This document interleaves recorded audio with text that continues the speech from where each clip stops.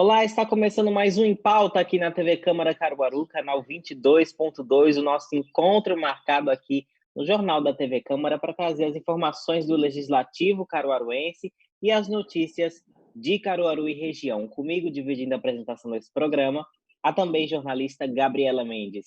Gabi, boa tarde, uma ótima semana para você, uma semana abençoada para todo mundo e mais um ciclo que se inicia, né? É isso mesmo, Léo. Boa tarde a você, boa tarde a todos que nos acompanham aqui na TV Câmara Caruaru. Desejando que todos tenham uma ótima semana e estamos voltando, né, Léo? A quarentena mais rígida acabou, mas vamos lá, os destaques de hoje. Pois é, a quarentena rígida acabou, mas a quarentena, o isolamento social ainda não, tá? A Covid ainda está aí, então Exatamente. quem puder, fique em casa e Fique se em cuide. casa.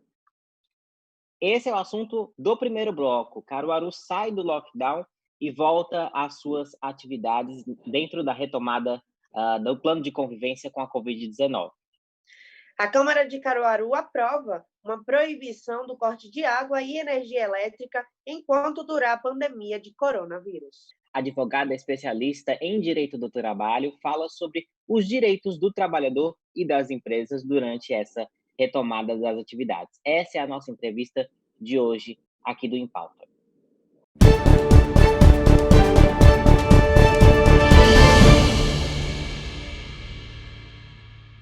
E nesta segunda-feira, Caruaru saiu do estado de lockdown ou quarentena mais rígida, né? Determinada pelo governo de Pernambuco no último dia 26 de junho. De acordo com a gestão, Caruaru conseguiu elevar sua taxa de isolamento social de 40% para 50%. Pois é, Gabi, a partir de agora, Caruaru retoma algumas atividades, como a construção civil, funcionando com 50%, o comércio atacadista e alguns serviços essenciais. A expectativa é de que outras atividades sejam liberadas nos próximos dias, a exemplo das óticas, né? Uma coisa que os empresários lojistas de Caruaru estavam solicitando bastante, era a reabertura das óticas aqui em Caruaru. Nós temos aqui uma tabela enviada pelo governo do estado com as etapas do plano de convivência. Vou pedir para o ingressor colocar na tela agora para a gente ver. Caruaru, atualmente, está na etapa 2, tá?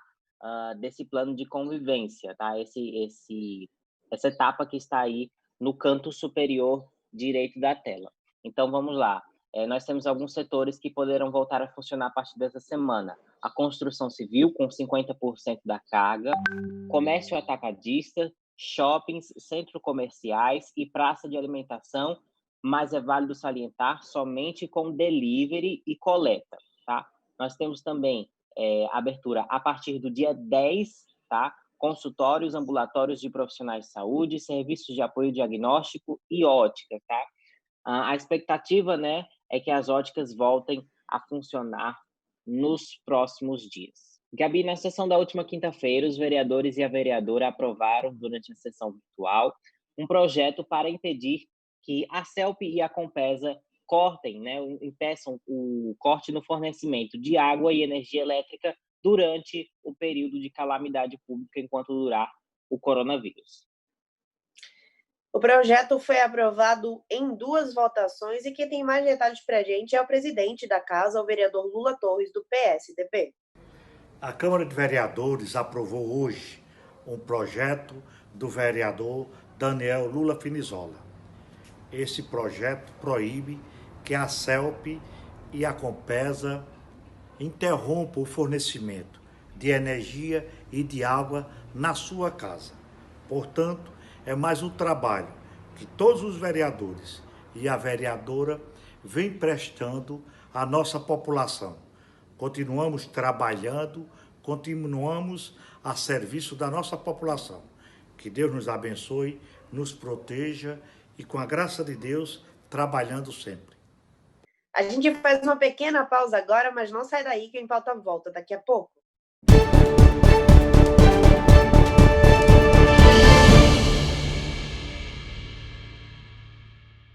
O Em Pauta já está de volta e agora vamos falar sobre um assunto muito importante. No primeiro bloco, a gente tratou sobre a retomada das atividades econômicas que entram nessa segunda etapa aqui em Caruaru.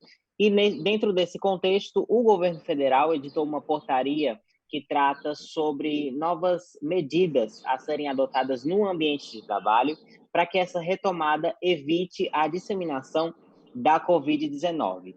A Louise, nossa comentarista, jornalista aqui do Em Pauta, já está aqui com a gente para comentar também esse assunto. Bem-vindo, Louise, em mais um Em Pauta. Olá, Leonardo, Gabriela, é sempre muito bom estar aqui com vocês e poder contribuir, né, para informar com conteúdo de qualidade a população da nossa querida Caruaru. E para abordar essas medidas e conversar aqui com a gente, vamos receber agora a advogada Luísa Mota, ela que é especialista em direito do trabalho. Luísa Mota, seja bem-vinda aqui à TV Câmara Caruaru, mais especificamente no programa Em Pauta. É um prazer receber você aqui hoje. E eu gostaria, então, de começar perguntando o seguinte: as empresas deverão adotar regras de distanciamento e alguns novos hábitos de higiene, né? Você poderia citar alguns pontos dentro dessa nova rotina? Seja bem-vinda mais uma vez.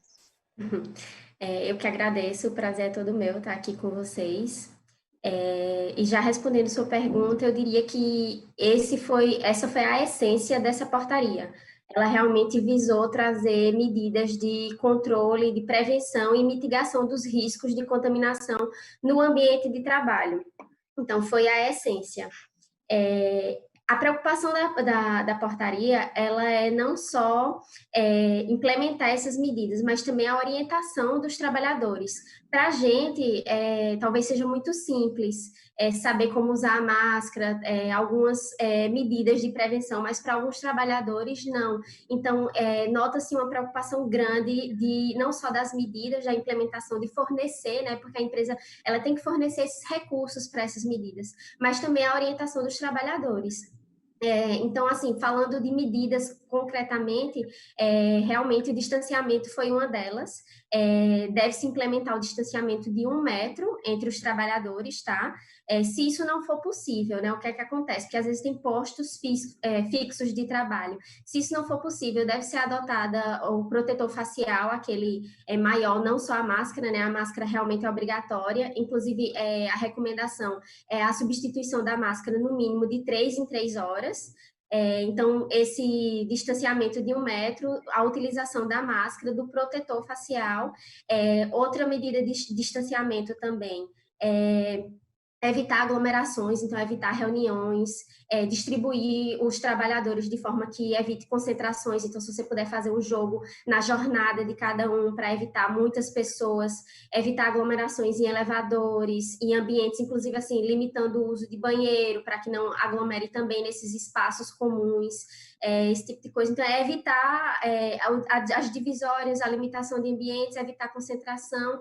Outra medida que é muito importante realmente é a higienização, não só das mãos, que deve ser orientada e deve ser disponibilizado esses recursos, né? Então, ou álcool em gel, ou um lavatóriozinho com sabão, esse tipo de coisa, mas a higienização dos ambientes também. A recomendação da portaria é que a desinfecção dos ambientes seja feita ao final de cada turno. Então, há um aumento de limpeza, não só dos ambientes, mas também das superfícies de alto contato, como botão de elevador, maçanetas, corrimãos. Então, isso aí sempre deve estar sendo desinfetado ao final de cada turno, e também se houver substituição do trabalhador. Então, o trabalhador terminou aqui seu turno, vai vir outro trabalhador, então tem que ser desinfectado esse ambiente também. E a ventilação natural também foi uma coisa que veio. Então, se puder, preservar a ventilação natural. Luísa, eu queria saber se o colaborador que precisar ser afastado, né, por causa da doença, das suas atividades, ele pode ter algum prejuízo na remuneração? Então, a portaria ela trouxe realmente essa recomendação de você afastar os trabalhadores. Há uma preocupação muito grande de você identificar precocemente. Então, ela tem que estar sempre vigilante, estabelecer canais de comunicação com os trabalhadores para, de forma precoce, poder identificar qualquer caso suspeito da doença. Ao ser identificado, eles têm que ser afastados por 14 dias. Nesse afastamento, a remuneração está garantida. Isso veio expressamente na portaria, que ele não pode, durante esses 14 dias, ter prejuízo na remuneração. Agora, assim, só uma observação, isso não é novidade. Isso já estava previsto na lei, então não foi uma novidade trazida pela portaria.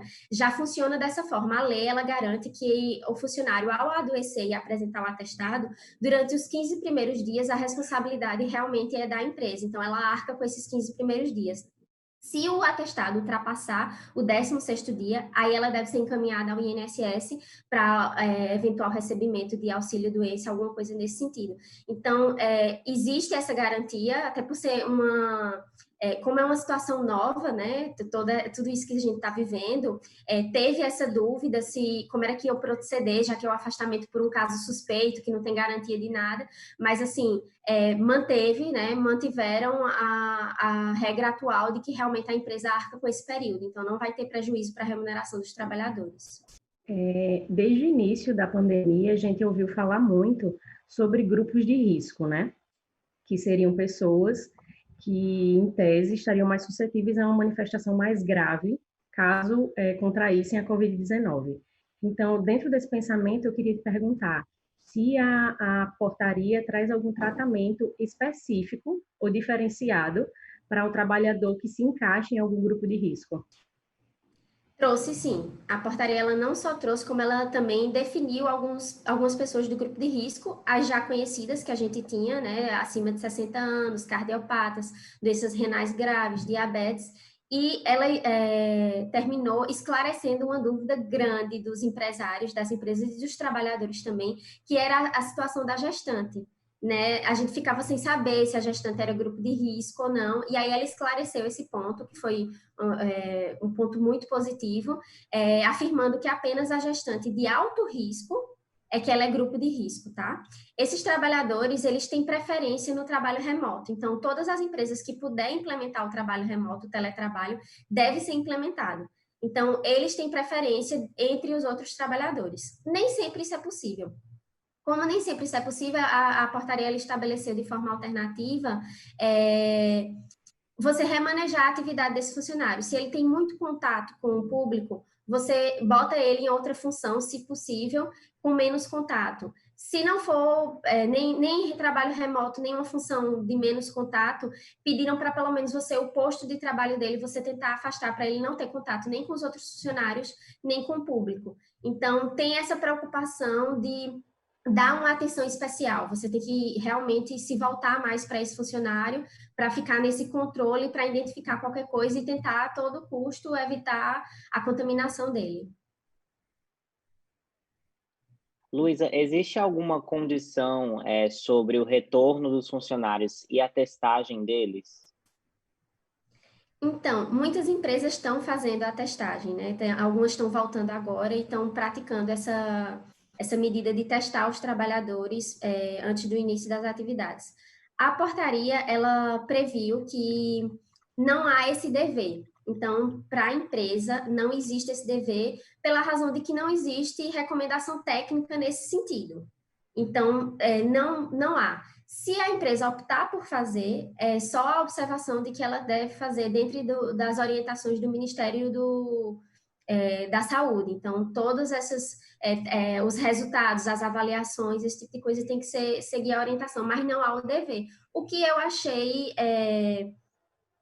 falando assim mais diante da prática, a gente sabe que muitas empresas foram afetadas, então acho que se houvesse um dever, talvez elas não conseguiriam cumprir, porque a gente sabe que não deve ser um negócio, não deve ser uma prática barata, deve haver um custo, e muitas empresas já estão aí nessa luta de se reerguer no mercado.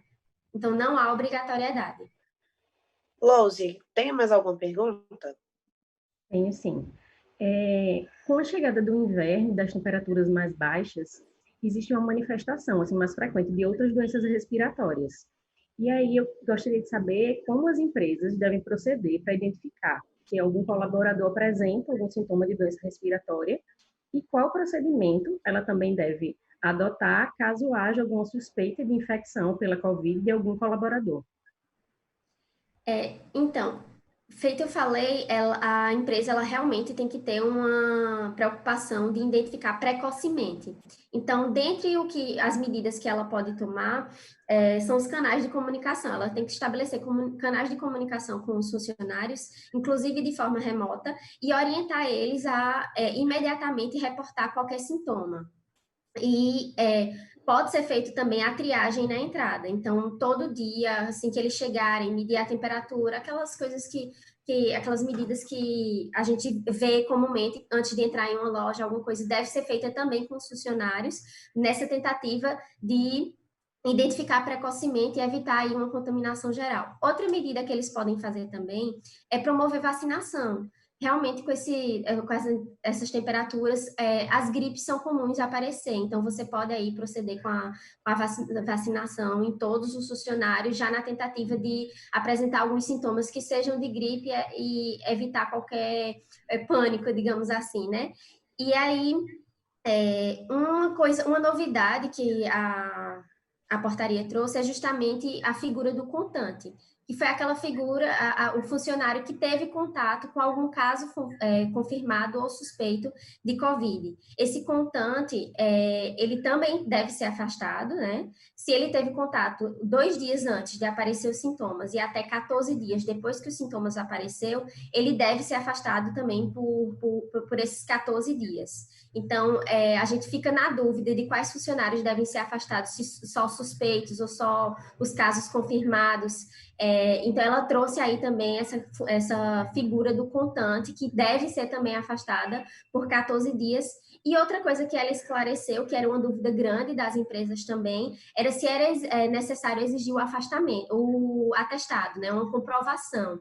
E ela esclareceu, em momento nenhum ela exige isso, apenas para uma situação, que é exatamente essa do contante, quando você tem contato, quando você, funcionário, reside com alguém que confirmou, que testou positivo para a Covid. Então, esse funcionário que teve contato com essa pessoa, que reside com ele e testou positivo, ele deve apresentar uma documentação comprobatória. Os demais são afastados por 14 dias sem necessidade de atestado. Louise, você tem alguma pergunta para finalizar? Desculpa. Existe algum outro ponto na portaria que você destacaria para garantir, assim, que assegure esse retorno mais seguro dos colaboradores aos seus postos de trabalho? Eu destacaria que a preocupação da portaria, de todas as medidas que foram implementadas, assim como toda norma que é voltada para a segurança do ambiente de trabalho, é não só a implementação e fornecer os recursos, mas a fiscalização. A fiscalização ela é sempre muito importante. Não adianta você fornecer álcool gel, você fornecer máscara, você afastar trabalhadores, você ficar ali orientando, se você não exigir, né? Se você realmente não tiver essa preocupação da empresa para que seja tudo feito conforme o que foi passado. Isso é muito importante, tanto para o trabalhador, porque busca uma eficácia, busca a efetividade das medidas, então ele vai estar ali de forma que não vai ser uma coisa teórica, né? Vai ter de fato, assegurar a segurança dele nesse ambiente de trabalho. E isso também é importante para os empregadores, porque a depender da forma como o trabalhador contraiu essa doença, ou a Covid, a empresa ela pode ser responsabilizada, né? A depender, tem aí o caso concreto a ser analisado. Então, é muito importante tanto para o trabalhador, para assegurar um ambiente saudável, quanto para a empresa de evitar essa contaminação e evitar uma eventual responsabilização por não ter cumprido e não ter exigido o cumprimento dessas normas. Obrigado, então, Luiz. Eu queria agradecer a sua participação aqui no Em Pauta. Foi um momento muito esclarecedor, né? E espero recebê-la aqui mais vezes para mais momentos como esse. Muito obrigado pela sua participação. Eu que agradeço o convite, foi um prazer, estou à disposição. Sempre que quiserem, vai ser maravilhoso. Louise, muito obrigada pela sua participação mais uma vez em uma segunda-feira aqui no Em Pauta. É sempre muito bom estar aqui com vocês. Uma ótima semana a todos e até a próxima segunda. Até a próxima segunda, Luz. A gente faz agora um rápido intervalo, mas não sai daí que o Em Pauta volta daqui a pouco.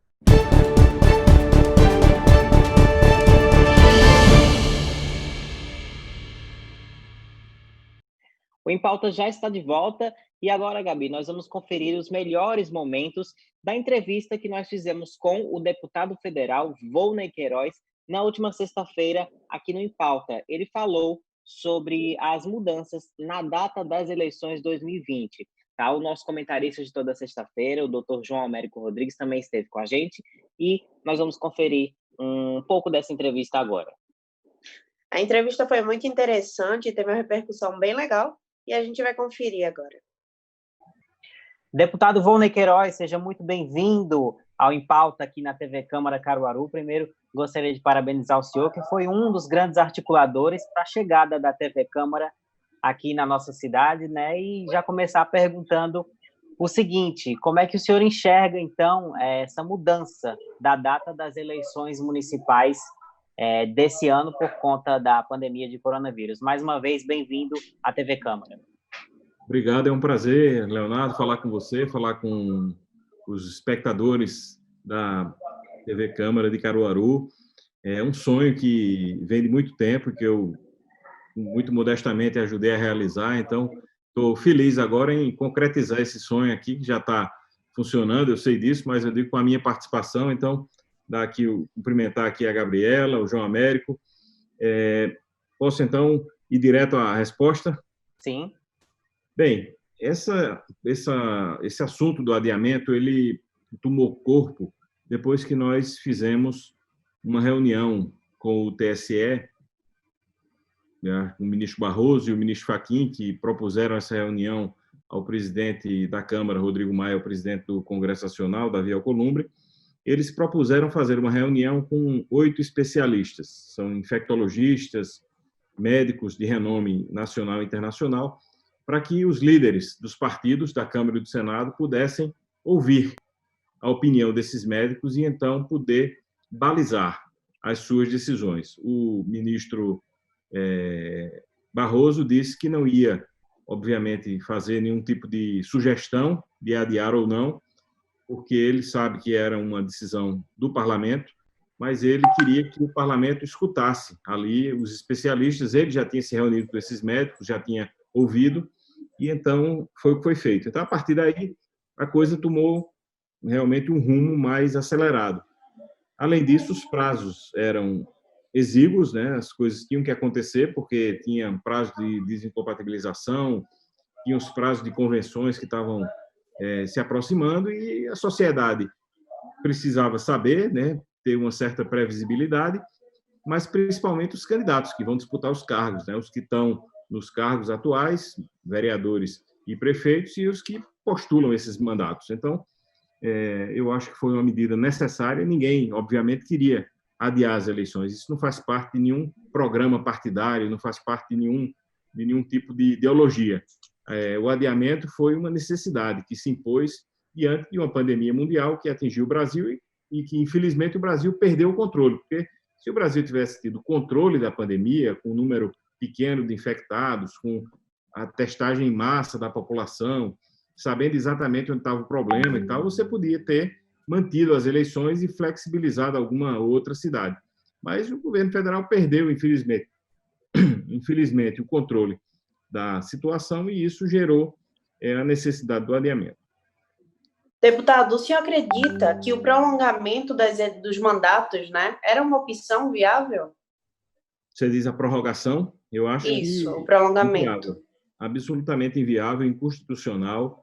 Só aconteceu uma vez durante o período da ditadura militar e é inconstitucional.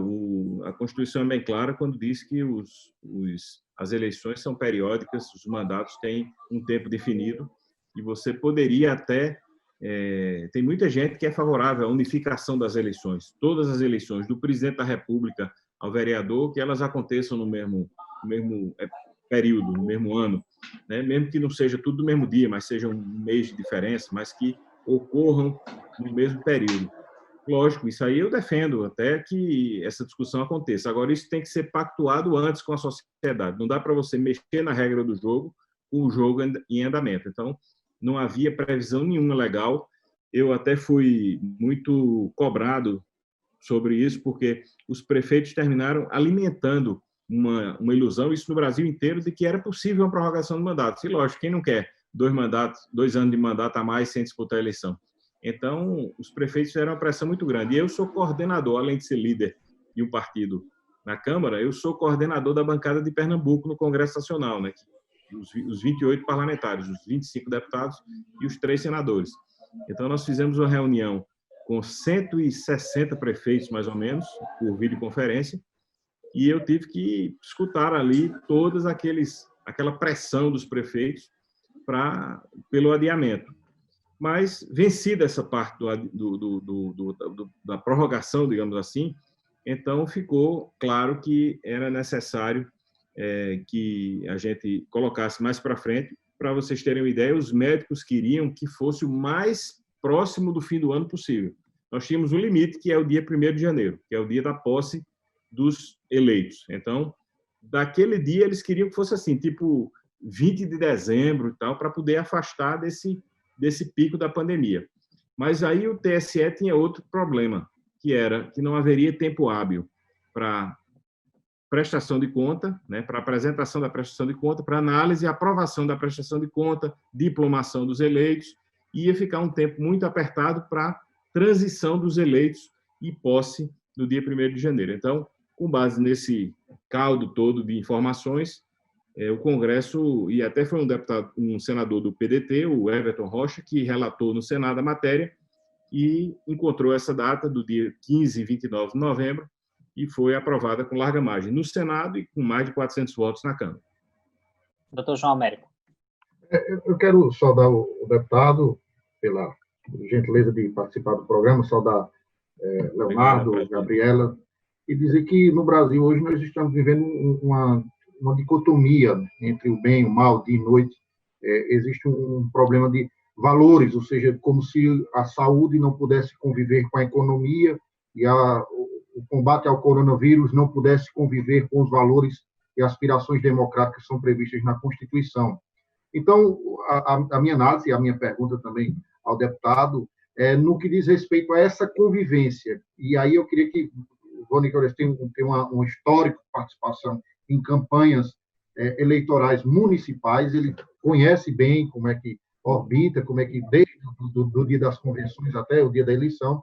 E a pergunta que faço ao deputado é como é que ele analisa, não o dia da eleição, que já é uma realidade, o adiamento é importante para dar segurança à democracia e à população, mas no processo eleitoral, a caminhada, a passeata, o bate-papo, o comício, o porta-a-porta, como é que o deputado visualiza como vão ocorrer esse processo, o processo até o dia da votação, como ele vai acontecer e qual seria o que está se discutindo em Brasília em relação a isso.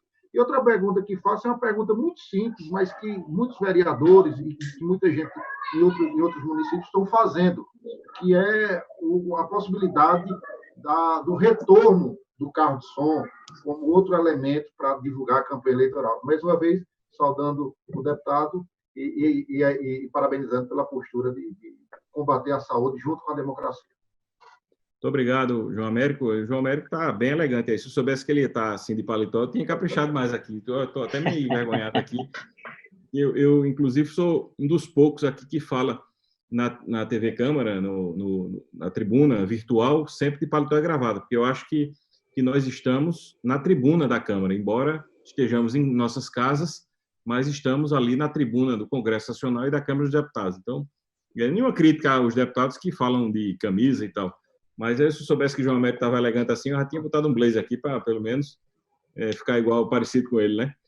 Mas, veja, eu primeiro agradeço as suas palavras e digo o seguinte, que foi uma preocupação que eu tive com relação a isso, porque eu realmente milito muito, assim, de forma muito próxima sobre as eleições municipais de Caruaru há muito tempo, desde criança. E Zé Queiroz, meu pai, é uma pessoa que mais disputou eleições na história de Caruaru, que mais ganhou também.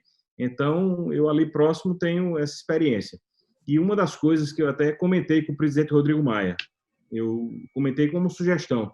Eu disse, presidente, não seria bom que nós aumentássemos um pouco o tempo de rádio e TV como forma de compensar a ausência de campanha de rua? E eu falei assim, só en passant. Ele pegou essa proposta e falou em várias coletivas que ele deu. Ele falou sobre isso, que tinha surgido uma proposta de minha autoria e tal, que ele achava uma coisa interessante e tal. Mas a reação da população foi muito grande, porque é uma coisa que as pessoas não gostam, né? Horário eleitoral. Voz do Brasil, essas coisas as pessoas não gostam. Desliga o rádio na hora, desliga a televisão, procura outra coisa para assistir, para fazer. Então, isso ficou de fora. Eu acho que, além dessas coisas que o João Américo levantou, dessas dificuldades da campanha normal que a gente é conhecido, acostumado a ver, tem outro fator, que são os candidatos que são do grupo de risco. Eu digo, por exemplo, Zé Queiroz tem 78 anos. Como é que Zé Queiroz vai fazer uma campanha presencial em Caruaru para disputar a eleição? Ele quer, está disposto, está animado, mas como é que ele quer? Como é que ele consegue? Né? Assim, outros no Brasil inteiro. Então, é preocupante isso. Eu realmente acho que nós vamos ter que nos adaptar ao novo normal. Eu acho que as campanhas serão campanhas virtuais, a criatividade aí vai ter que ser uma coisa que vai ter que estar como item de primeira necessidade dos candidatos para poder conquistar o engajamento dos seus eleitores, mostrar a sua plataforma, porque eu até brinco aqui que eu digo o seguinte, olha, o político vai ser o vetor de transmissão do vírus. E antigamente tinha aquela anedota, aquela lenda que se falava que tinha políticos que depois que falava com o eleitor usava álcool para lavar a mão, agora vai ser o contrário. Quando um político apertar a mão do eleitor, o eleitor é que vai correr para lavar a mão, porque ele sabe que ele já tem andado em 300 casas antes da dele, né? Então ele é que vai querer se proteger do político. Então, quando o político vier de longe, um candidato a vereador, a prefeito, o cara fecha a porta para não ter que dar um abraço nem apertar a mão de um político. Então, eu acho que a campanha vai ser muito diferente. Agora, nós estamos fazendo coisas muito diferentes. Nós aprovamos, por exemplo, a PEC do Orçamento de Guerra, uma proposta de emenda à Constituição, que o João Américo sabe muito bem disso, no ordenamento jurídico, é a coisa mais importante que o parlamento faz. E nós fizemos isso por videoconferência. Nós agora aprovamos outra PEC, essa PEC 18, do adiamento das eleições, também por videoconferência.